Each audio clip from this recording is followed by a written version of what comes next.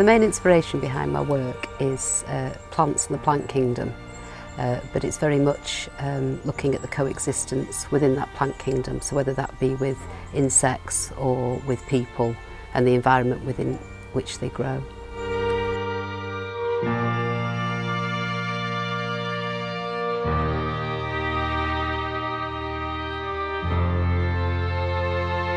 The scale is generally dictated by the project and the site for the work. If the project allows, then I will scale as large as possible so that the viewer can interact with the work, feel dwarfed by it and become part of it. The first time I started to develop the work for the meadow leaf, it's more about the materials being in their natural colour, so I haven't got the bright colours, but the shapes that I've drawn in the past that have become 3D objects are actually cut out of the metal. So the meadow leaf, it's got this sort of natural form, which is just a generic leaf form, but the flower shapes that are cut out are based on my pollination series. But I've also had it finished where I've had it mirror polished in the middle where the flowers are, so that there's a satin finish and then the landscape reflects in the mirror polish where the flower cutouts are. So that's very much reflecting the landscape, so that's picking up this, you know, the life that's going on around it as opposed to what's the work demonstrating it directly.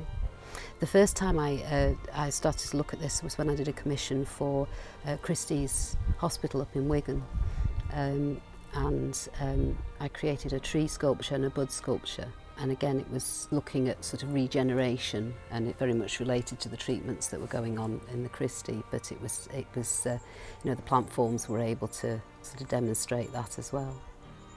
The allium stems were originally produced for a commission that I did for Mount Anvil, who have a development Keybridge in Vauxhall in London, and they wanted some smaller pieces that they could present to their clients. So I produced, I think it was 250 of them in presentation tubes. So every time somebody bought an apartment, they're going to present them, and they've got them displayed in their marketing suite. They're made similar idea to my pollination stems, where it's layers of metal bolted together, but the metal is formed. So I've gone on to produce more because I realised that people like them because they're an affordable, smaller piece of work. So I do them in 3 colour ranges. The projects I'm working on at the moment are a couple of private commissions for producing my allium sculpture, which they're quite different though. One is a large scale piece, whereas the other one is slightly smaller, but it's a bespoke design piece, so it's using different coloured metals. That's the private commissions. I've also got a commission I'm producing at the moment for a school, which is it's a remembrance sculpture that I've produced with the children. We designed it together, and it's an installation of poppy stems, which is a slightly smaller project, but I think it's going to be quite dramatic when it's actually in situ. I always try to do installations myself if possible. It's not happened in the past because the work's perhaps been shipped abroad, but generally, whether it's for an exhibition or even, you know, the installations for the public sculptures that I do, I think it's important to be there. That's the final piece of the creation of the work. More so, I suppose, with an exhibition, because it's often a temporary piece.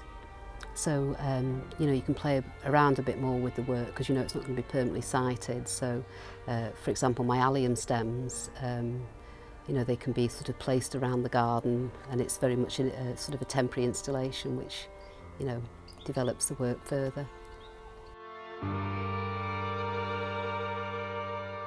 Exhibitions I have at the moment are Fresh Air at Quenington, and then I also have work on display with the Lemon Street Gallery in Truro in Cornwall, and the Sculpture Park in Churt in Surrey.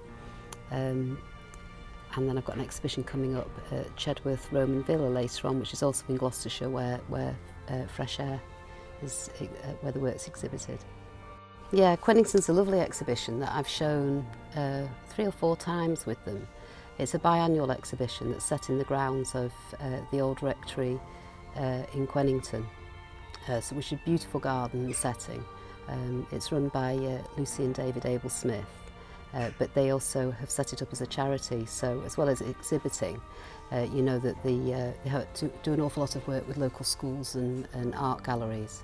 So the money that's raised for the exhibition will go towards art education, artist bursaries, and I think they donate a lot to local schools and youth clubs so that the children there can experience art galleries and museums. So it's a lovely setting, and it's a good opportunity because they have a super number of visitors, so the work gets seen and sometimes purchased. But it's just a great place to visit and an exhibition to be involved in.